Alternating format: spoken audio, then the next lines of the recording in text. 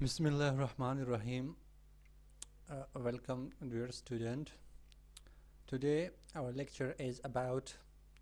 link with the previous lecture, which the main topic that we are discussing here is about trend and recent trend and international finance. تغییرات که در international finance آمده او را ما میخوانیم که پیش از این ما خواندیم که در اینترنشنال فایننس قوانینی که از او تغییرات داشت آمده در بین کشورها داخل کشور از او علت مختلف فواید به اینترنشنال بزنس شده و اینترنشنال فایننس شده. Now we are going to discuss the second trend in international finance, which is cross-border M&A activity. Cross-border M&A activity, what is merger and acquisition? Mergers, it refers to legal consolidation of two companies into one entity. An acquisition, it occurs when one company takes over another and completely established itself as the new owner. There are two concepts. ما دو کنسپت داریم در international business که مرجر است و یکیش اکوزیشن است. اول باید مرجر و اکوزیشن را ما بشناسیم، بعد از او چه قسم در کراس بوردر M&A اکتیویتی در وجود آمده و در international finance تغییرات چه قسم آمده.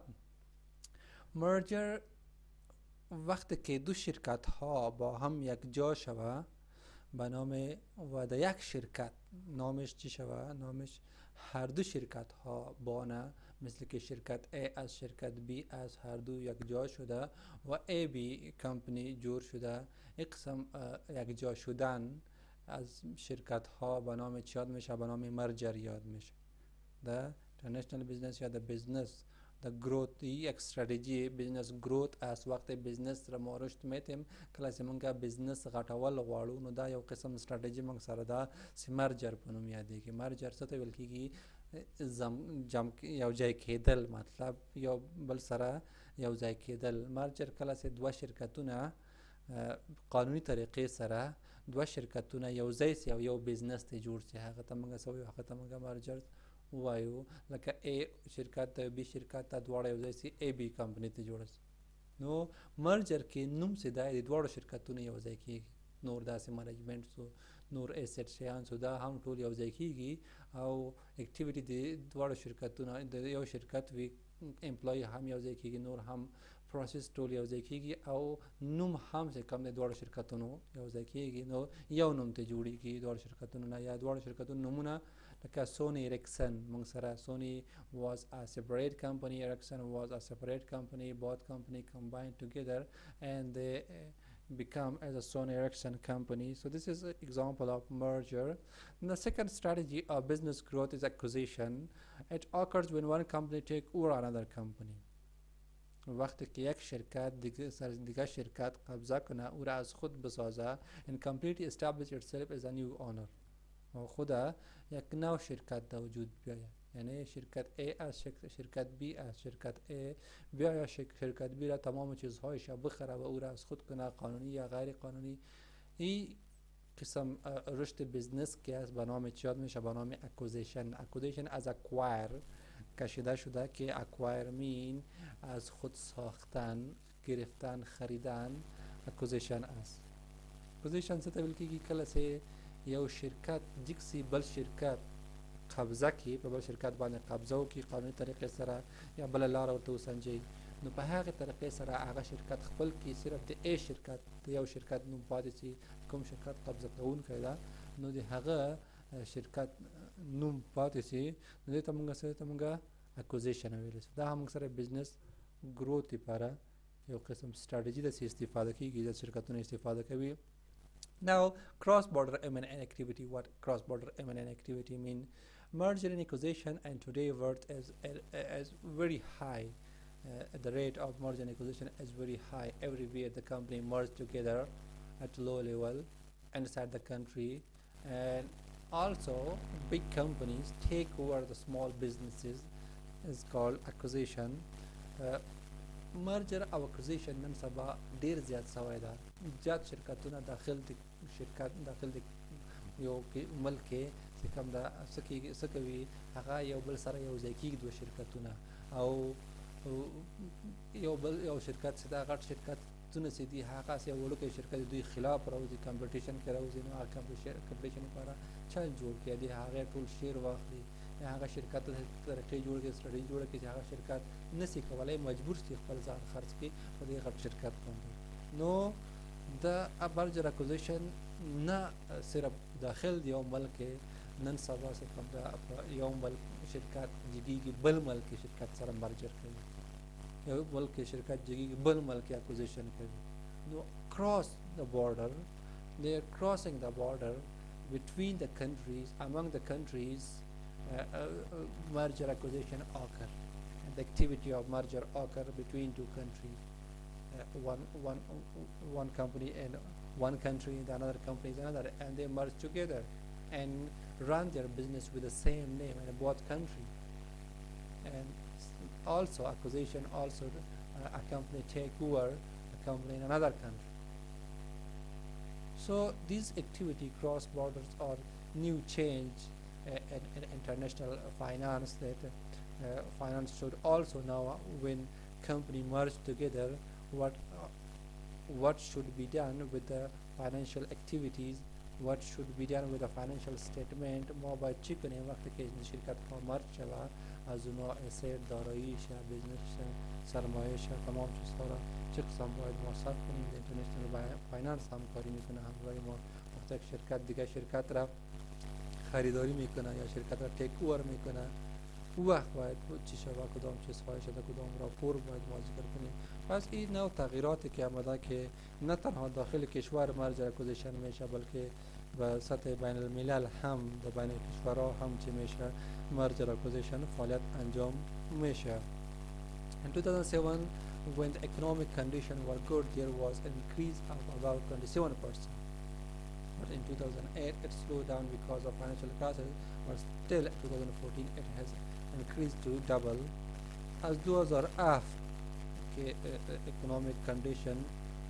بسیار عالی بود در او وقت مرجر و اکوزیشن زیاد شد و 27% زیاد شد در دنیا مرجر و اکوزیشن در بین شرکت ها و در 2008 که است تمام دنیا financial crisis آمد because of great risk in the whole world the whole first in Europe and then the whole world because of financial crisis in 2008 مرجر و اکوزیشن چی شد سلو شد و تا 2014 سلو بود بعد از او انکریز و دبل شد در 2014 تا 2020 که از بیخی زیاد شده در هر کشور داخل کشور شرکت ها میرن مرج میشه شما 100 قدم میتونید list of merger and acquisition companies and international basis list of in the Google search کنید ببینید چقدر شرکت ها با هم مرج شده چقدر شرکت ها با هم اکوزیشن کرده این تمام لیست شما دیده میتونید و فیصدی را هم معلوم کرده میتونید در گوگل سرچ کنید the rate of merger and acquisition and international business or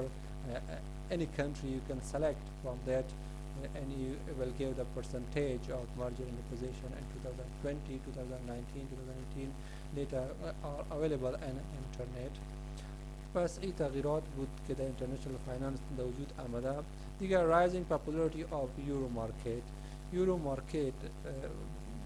is one of the market. It is a kind of market which is virtually free from regulations, which provide excellent opportunity for investment, funding, and speculation. Euro market is a kind of market.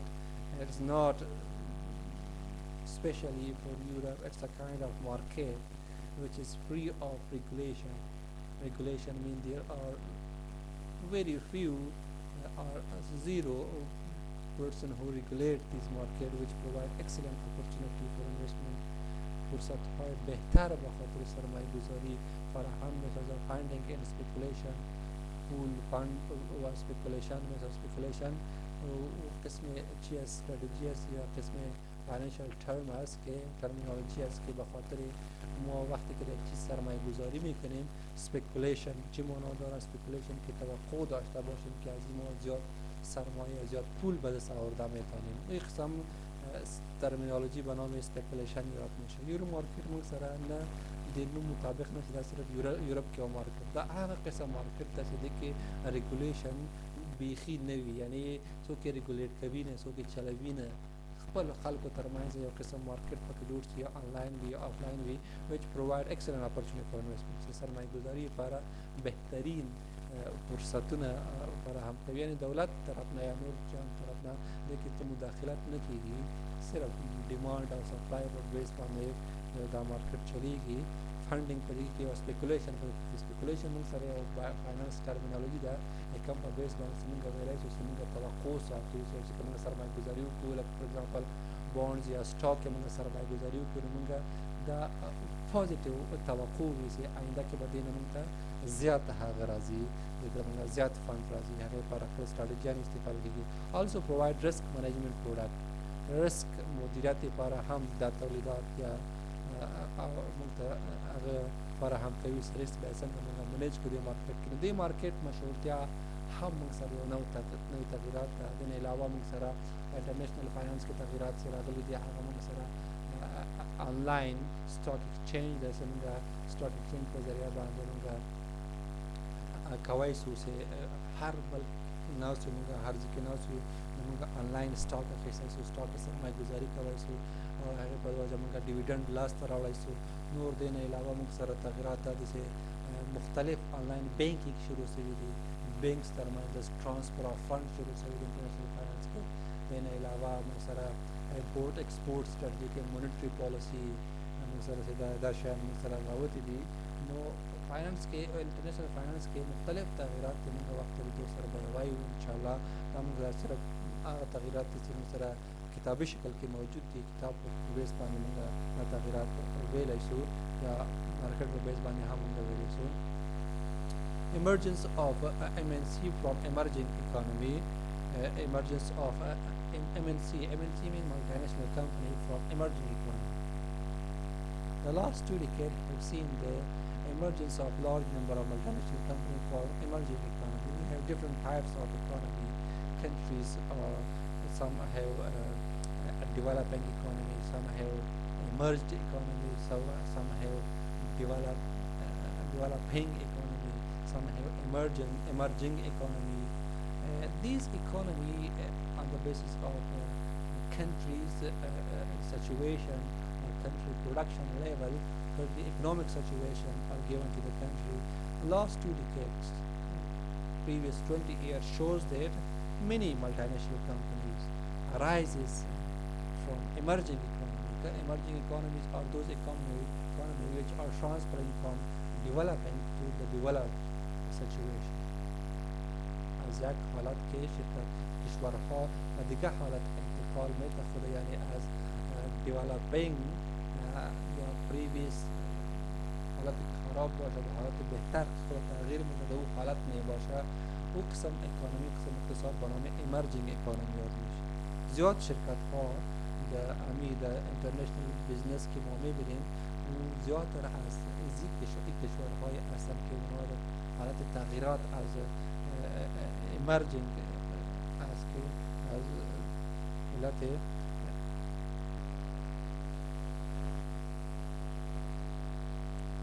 So in last 2 decades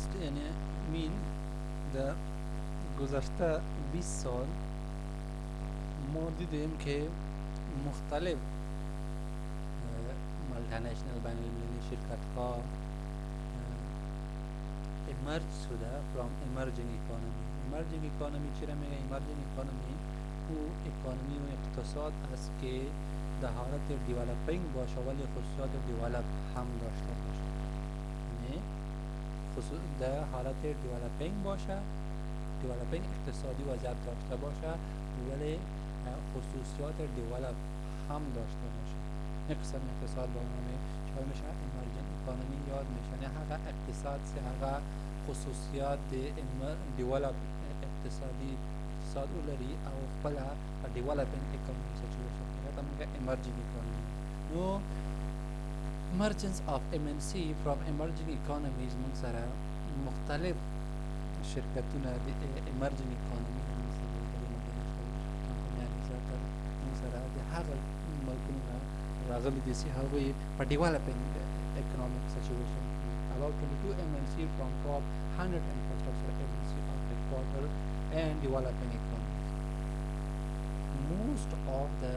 multinational companies has their headquarters and developing economy, such as Tata and India. Tata has the headquarters in India, which is a developing economy, and it is a multinational company which run many other companies like Nike, Coca-Cola, Sony, Apple, Twitter, Sony. All these companies are have investment in operation and developing economy. تمام شرکت های مالتینشنل که از اونا کوشش میکنن که تولیدات خود را به دیولپینگ اکانومی چکنه برسانه و این رو ما میگیم امرجنس آرمینسی فرام امرجنگ اکانومی که از زیاد هدکوارتر ها در چی از در کشورهای اصلا که اونا در دیولپینگ است بشید. این هم تمام دنیا را از گلوبال ویلیج جور کرده که قریه دوکیویی برای پیش ما جور شده که در او مختلف شرکت ها با هم یکجا شده و در انترنشنل شرکت ها هستند که اونا کوشش میکنند کشورهایی که در اقتصادی وضعیت دیولپینگ باشه در اونجا هدکوارتر خود پس این شرکت ها که هستن کلشان MNC است و ما دیدیم که در گذشته سالها زیاد شرکت ها از کشورهایی که در اقتصادی وضعیت دیولپینگ باشه و وضعیت دیولپینگ در جریان دیولپینگ است که اقتصاد را جور میکنه از اونا در وجود آمده. از این علت هم برای ما چی شده که تغییرات اینترنشنال فایننس است که در وجود آمده و درباره ایرو مارکت ما بگوییم که ایرو مارکتی است که مطابق فایننس ما گفته میتونیم که مارکتی به او یورو کرنسی مطابق یورو کرنسی ما ترید کنیم یورو مارکت گفته میشه و در مطابق کامرس اگر ما بگوییم یورو مارکتی است که در اونجا چی می باشه در اونجا در بین تمام یوروپین یونین کانتریز مارکتی که وجود دارد در بین خودشان که تجارت میکنه که فری آف ریسک می باشه فری آف ریگولیشن می باشه کدام تکس و کدام کستم کدام دیگه چیزها نباشه و مارکت هم به شما چی از یورو مارکت گفته میشه و دیگه لحاظ با مطابق اینترنشنال فایننس یورو مارکت ما ایره هم گفته میکنیم که نفر بیرون از کشور خود با پول اون کشور چکنه سرمایه گذاری کنه او را هم ما یورو مارکت یا یورو کرنسی گفته میکنیم مثل که افغانستان است یک نفر در افغانستان است او پاکستان به پول افغانی سرمایه گذاری کنه یا یک نفر در امریکا است او به مطابق دلار و دیگه کشور بیرون از امریکا سرمایه گذاری کنه در چی در پول خود او قسم مارکت را هم منام یاد میشه یعنی یورو مارکت یاد میشه که این قسم مارکت به شما چی می باشه این قسم مارکت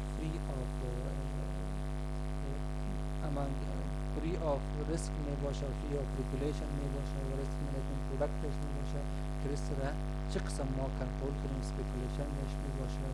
و دیگه ما گفتیم که در بین یوروپ که است یوروپ یونین که است ممالک تمام که در اتحادیه یوروپ شامل هستند در بین اونا که تجارت میشه در بین اونا که کدام امپورت اکسپورت میشه او را هم ما یورو مارکت گفته میکنیم اون مارکت هم که است چی است او هم فری آف ریگولیشن است یعنی کسی او را کنترل نمیکنه و بین کشورها آزادانه ما تجارت کردن میکنیم خاطرات را تولیدات خاطرات مدیریت هم شده میتونن و فاندینگ هم میباشه اسپیکولیشن هم می باشه پس در این چپتر پیش ما تمام چیزهایی که مطابق اینترودکشن اینترنشنال فایننس بود او تمام چیزها ما در چپتر خواندیم که اینترنشنال فایننس تعریفش ما خواندیم و درباره مختلف انواع اینترنشنال فایننس ما خواندیم چرا ما اینترنشنال فایننس را میخوانیم و خواندیم و کدام تغییرات آمده در اینترنشنال فایننس ریسرچ ترند که از او را ما مطالعه کردیم در این چپتر. دیگه علاوه از این ما درباره تئوری خواندیم، پروداکت لایف سایکل خواندیم. این تمام چیزها ما در این چپتر مطالعه کردیم و این چپتر اینجا خلاص میشه. بعد از این لکچر بعدی ما چپتر دوم شروع میشه.